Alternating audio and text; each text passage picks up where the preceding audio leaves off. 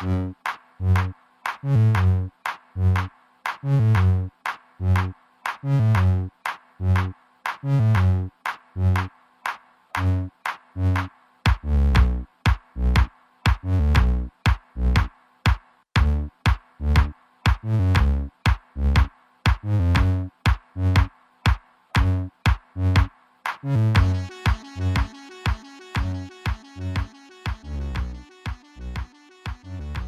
don't think I've been this excited about a phone in a long time, and this review will detail my thoughts on whether or not this phone met my expectations.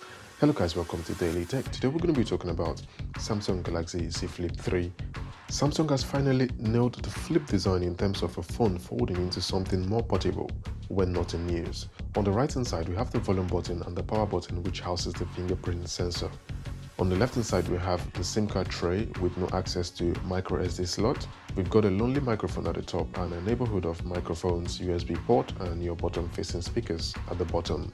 On the front we have a camera, a 6.7-inch Full HD display, 120Hz refresh rate and Samsung's Infinity Flex display, which is what they call folding glass or ultra thin glass.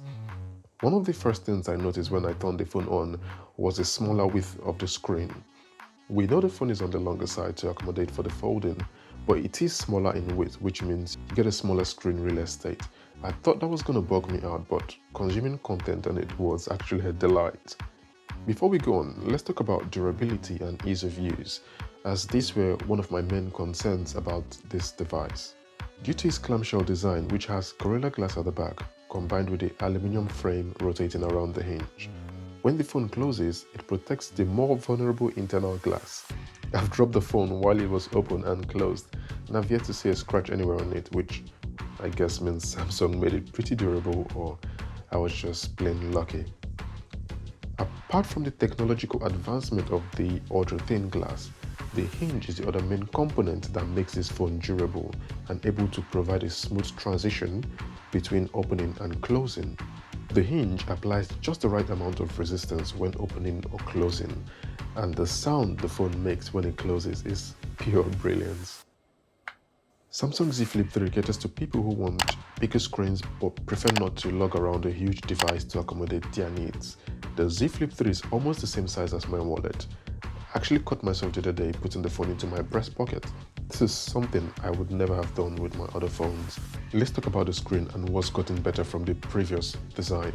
Samsung worked on the internal display and applied a better coating that makes it feel like a glass display instead of the previous rubbery feel. They've also made the pre-applied screen protector 80% more durable to scratches and dents.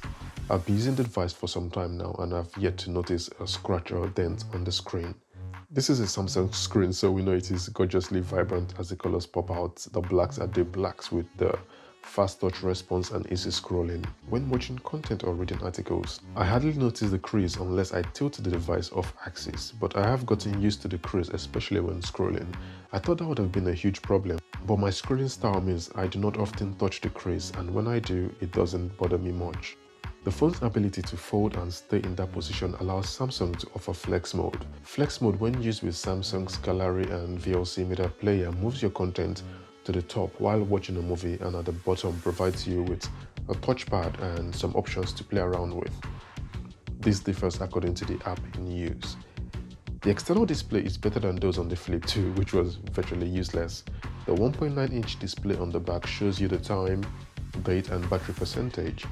You're able to view your notifications, add more widgets and change the clock styles. I kind of expected more from Samsung with the screen. I expected more utility from it. You can control the music and view your Samsung Health data, but when you get a text notification, you do not get a preview of the text, and clicking on that notification then requires you to open the app, which means opening the phone. The cover screen was to allow you to do certain things without the need to unfold the device. I don't think Samsung has implemented the notifications aspect of this properly. Samsung Galaxy Flip 3 comes with Snapdragon 888, 128GB of storage and 8GB of RAM, which is more than enough for any task we currently do on our phones. The phone has handled everything I threw at it. I've always loved and enjoyed Samsung's complex but simple One UI, and this might be due to my phone mileage, as I've used most devices along the different spectrums, from Poco F3 to iOS, so most phones I pick up have a sort of familiarity to it. It does not come with an expandable storage, so whichever storage you buy is what you get. You also get to use 5G if your network allows for it. Watching movies, playing games, browsing the web, or using social media is quite enjoyable and not an issue with this device.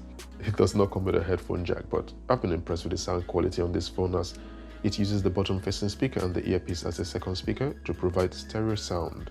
It doesn't get as loud as the S21 series, but is the sound better? Richer? The answer is yes. When using the device, I noticed it gets quite warm faster than any of my other devices, but because this phone is not a single block, but 2 blocks divided by a hinge.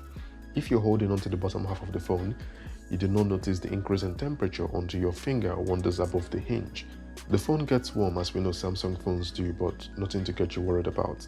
The battery for me was a letdown as well as the charging speed, and I figured they must have had certain constraints that prevented them from doing better than this.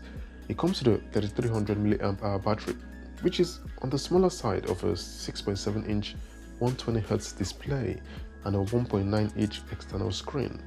I would have been fine with a smaller battery if the phone charged faster. It charges wired at 15 watts, wirelessly at 10 watts, and reverse charges at 4.5 watts, which I really do not care for, but hey, you might need that information. This is why I can understand why they did not put a bigger external display, as it probably would have been a disaster in terms of battery consumption and battery usage. It's strange saying that the camera didn't really excite me, but its implementation was pretty good.